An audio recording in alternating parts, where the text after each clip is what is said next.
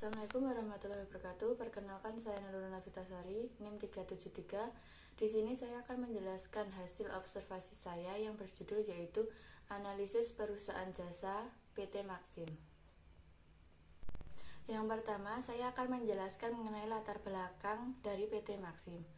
Perkembangan globalisasi dan teknologi dicerminkan oleh terus meningkatnya aktivitas dan mobilitas masyarakat yang juga beriringan dengan semakin bertambahnya pilihan sarana transportasi yang tersedia. Pilihan yang semakin beragam tersebut dapat digunakan sesuai dengan jenis kebutuhan masyarakat. Perusahaan di Indonesia tidak hanya diisi dengan usaha di bidang barang, tetapi juga di bidang jasa. Salah satu perusahaan ojek online di Indonesia adalah Taksi Maxim. Taksi Maxim sendiri merupakan sebuah perusahaan teknologi internasional yang menawarkan layanan transportasi online dan menawarkan layanan tambahan seperti pesan antar, makanan dan barang, kargo dan lain-lain. Maxim sendiri telah beroperasi di Indonesia sejak tahun 2018. Semakin banyaknya ojek online berdampak pada semakin ketatnya persaingan. Hal ini menjadikan pelanggan semakin selektif. Pelanggan sendiri akan memilih salah satu di antara pilihan alternatif yang menurutnya sesuai dengan yang diinginkan. Mengantisipasi keadaan tersebut, maka perusahaan ojek online, khususnya Taksi Maxim, harus bisa menciptakan kepuasan kepada pelanggan. Yang kedua yaitu profil perusahaan. Taksi Maxim sendiri merupakan sebuah perusahaan teknologi internasional yang menawarkan layanan transportasi online dan juga menawarkan layanan tambahan seperti pesan antar makanan dan barang, kargo dan lain-lain. Maxim telah beroperasi di Indonesia sejak tahun 2018, menawarkan beberapa layanan seperti transportasi online, pengiriman barang, pesan antar makanan dan barang, kargo dan lain sebagainya. Pada bulan Desember 2020, layanan pijat dan SPA diluncurkan oleh Maxim di Indonesia. Di saat yang sama, Maxim meluncurkan marketplace yang terintegrasi dengan aplikasi Maxim. Pengguna dapat melakukan pesan antar makanan siap saji dan juga barang-barang kebutuhan lain dari mitra Maxim. Selama 4 tahun beroperasinya Maxim di Indonesia, layanan Maxim dapat dinikmati lebih dari 90 kota yang ada di Indonesia. Yang ketiga yaitu jasa layanan. Jasa layanan sendiri dibagi menjadi 6. Yang pertama yaitu BIG. BIG merupakan kategori pertama yang diperkenalkan oleh Maxim transportasi online. Di dalam kategori BIG ini terdapat layanan tunggal yaitu BIG yang artinya transportasi online menggunakan roda 2 atau biasa disebut dengan kendaraan bermotor. Yang kedua yaitu delivery. Delivery sendiri merupakan kategori Maxim kedua yang di dalamnya terdapat 2 layanan yaitu food and shop dan delivery. Food and shop sendiri merupakan layanan membeli makanan atau barang lainnya yang dapat dipesan menggunakan uang driver terlebih dahulu dan setelah barang sampai baru uang diganti oleh pemesan. Delivery merupakan layanan kurir yang hanya bertugas mengantar paket atau barang. Yang ketiga yaitu live. Live sendiri merupakan kategori ketiga yang ada di aplikasi Maxim. Di kategori ini berisi layanan diantaranya yaitu cleaning, massage, and spa, dan laundry. Jadi di kategori ini Maxim memenuhi kebutuhan lain untuk pengguna yang ingin membersihkan rumah, ingin pijat, dan juga ingin mencuci pakaian. Yang keempat ada car. Di kategori keempat ini, Maxim menyediakan transportasi online, mobile, dan layanan Maxim Car di Maxim tersedia di dalam 3 tipe, yaitu Maxim Car biasa, Maxim Car L, dan Maxim Renter Car.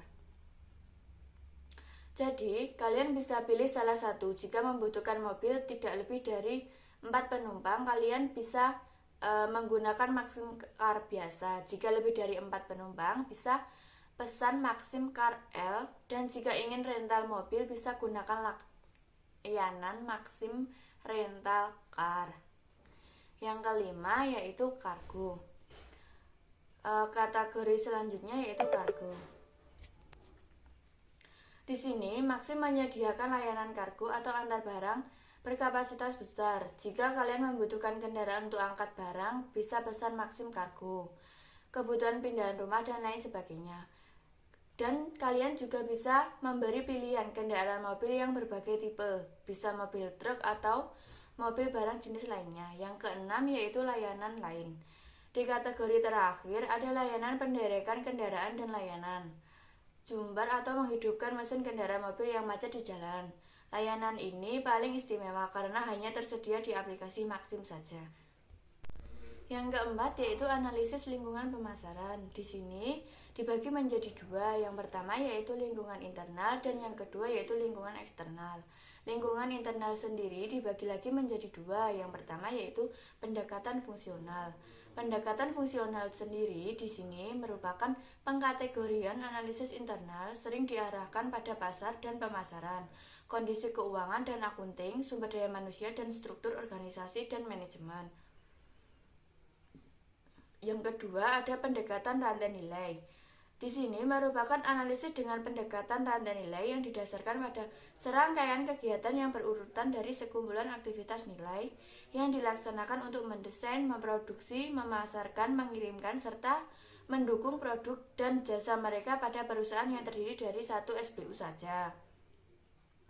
Lingkungan eksternal sendiri dibagi menjadi tiga. Yang pertama yaitu elemen perekonomian.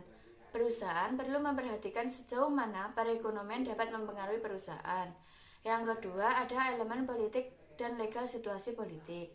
Di sini yang dimaksud yaitu perpolitikan dan masalah legal sangat terkait dengan keberlangsungan perusahaan untuk jangka panjang. Situasi perpolitikan yang kondusif memberikan kenyamanan bagi para organisasi atau pelaku usaha. Yang ketiga yaitu elemen sosial budaya. Kondisi sosial yang dimaksud di sini yaitu kondisi yang demografi, sikap, gaya hidup dan adat istiadat serta kebiasaan dari orang-orang eksternal perusahaan. Selanjutnya yaitu program pemasaran jasa dan relationship marketing. Maxim sendiri melakukan hubungan dengan para konsumen menggunakan pendekatan hubungan pelanggan. Pendekatan ini dilakukan dengan membangun hubungan kekeluargaan dengan pelanggan, berperilaku ramah dengan pelanggan, dan melakukan yang terbaik untuk pelanggan agar para pelanggan merasa puas setiap melakukan aplikasi Maxim atau menggunakan aplikasi ini. Selanjutnya yaitu relationship marketing merupakan suatu konsep yang mencakup tentang menjalin hubungan antara penjual dan pelanggan. Relationship marketing merupakan pendekatan pemasaran yang penekanannya adalah membangun hubungan jangka panjang dengan konsumen untuk membangun kepercayaan, komitmen, dan pada akhirnya menumbuhkan loyalitas terhadap perusahaan. Aspek SDM. Dalam pemasaran jasa, kesuksesannya juga sangat bergantung pada SDM yang dimiliki perusahaan Maxim dalam melakukan hubungan dengan pelanggan. Menggunakan aplikasi di mana konsumen dan driver bisa berinteraksi dengan aplikasi Maxim tersebut. Dan setelah adanya transaksi selesai, pengguna dapat memberikan rating dengan bintang atau komentar di aplikasi tersebut. Di sini ada manajemen kualitas jasa. Maxim berstrategi dengan meningkatkan layanan yang terbaik melalui pilihan ojol di Indonesia. Selain itu, Maxim juga memberikan pilihan fitur dan layanan bagi penumpang dan driver, serta menambah layanan pengiriman barang. Dalam wawancara konsumen berbicara bahwa selama menggunakan aplikasi Maxim selalu puas. Salah satunya merupakan mahasiswi UIN Raden Masaid Surakarta yang bernama Anis, di mana ia mengatakan saya puas menggunakan aplikasi Maxim karena respon driver sangat cepat ujarnya. Maxim sendiri selalu memberikan kepuasan bagi para pelanggannya dengan berbagai layanannya. Analisis pasar konsumen dan perilaku konsumen. Di sini dibagi menjadi dua. Yang pertama yaitu ada analisis target market dan yang kedua ada analisis perilaku konsumen. Analisis target market sendiri dibagi menjadi 5. Yang pertama yaitu demografi. Demografi merupakan pengelompokan pasar berdasarkan variabel kependudukan seperti usia, jenis kelamin, pendidikan, banyaknya anggota keluarga, dan siklus hidup keluarga, serta pendapatan, pekerjaan, agama, ras, dan nasionalitas. Di era digital ini, banyak masyarakat menginginkan semuanya serba instan dari yang tua hingga muda. Contohnya, penggunaan teknologi ojek online, mereka tinggal memesan dan driver akan datang menghampiri mereka. Yang kedua ada psikografis. Di sini merupakan pengelompokan pasar berdasarkan variabel seperti kelas sosial, gaya hidup, atau karakteristik kepribadian konsumen. Dewasa ini banyak orang yang menggunakan aplikasi online untuk melakukan kegiatan sehari-hari. Contohnya dalam pengantar barang mereka, ingin barang mereka sampai dengan keadaan yang utuh dan aman. Yang ketiga ada geografis. Geografis sendiri merupakan pembagian pasar ke dalam unit-unit geografis seperti negara bagian, wilayah provinsi, kabupaten, kota, iklim, kepadatan penduduk. Seperti halnya di kota-kota mereka lebih menggunakan transportasi umum, untuk itu ojek online juga berperan sangat penting. Maxim sudah mendirikan anak perusahaan di beberapa kota yang bisa dijangkau oleh masyarakat sekitar. Yang keempat ada perilaku konsumen. Perilaku konsumen di sini yaitu pengelompokan pasar berdasarkan variabel tingkat laku konsumen seperti pengetahuan konsumen, sikap konsumen, pemakaian konsumen, gaya hidup konsumen, dan tanggapan konsumen terhadap suatu produk. Maxim juga menyediakan layanan mesek dan SPA agar para perempuan yang ingin memanjakan dirinya tidak repot lagi mencari tempat yang bagus. Yang kelima ada motivasi. Motivasi merupakan pengelompokan pasar berdasarkan dorongan atau motivasi yang membuat konsumen melakukan pengambilan kepuasan untuk membeli atau memakai sebuah produk. Banyak pengguna Maxim yang menyarankan agar teman-temannya juga menggunakan aplikasi Maxim karena layanan yang diberikan sangat memuaskan. Selanjutnya ada analisis perilaku konsumen. Di sini analisis perilaku konsumen untuk memahami perilaku dari konsumen tersebut ada 5. Yang pertama, siapa konsumen Anda? Yang kedua, mengenali apa yang diinginkan konsumen. Yang ketiga, mengenali bagaimana persepsi konsumen terhadap produk. Yang keempat, memahami jenis konten yang disukai oleh konsumen. Sedangkan yang kelima yaitu menempatkan diri sebagai konsumen. Kesimpulannya, salah satu perusahaan ojek online di Indonesia adalah Taksi Maxim. Taksi Maxim sendiri merupakan sebuah perusahaan teknologi internasional yang menawarkan layanan transportasi online dan juga menawarkan layanan tambahan seperti pesan antar makanan dan barang, kargo, dan lain-lain. Maxim telah beroperasi di Indonesia sejak tahun 2018. Semakin banyaknya ojek online akan berdampak pada semakin ketatnya persaingan. Hal ini menjadikan pelanggan semakin selektif.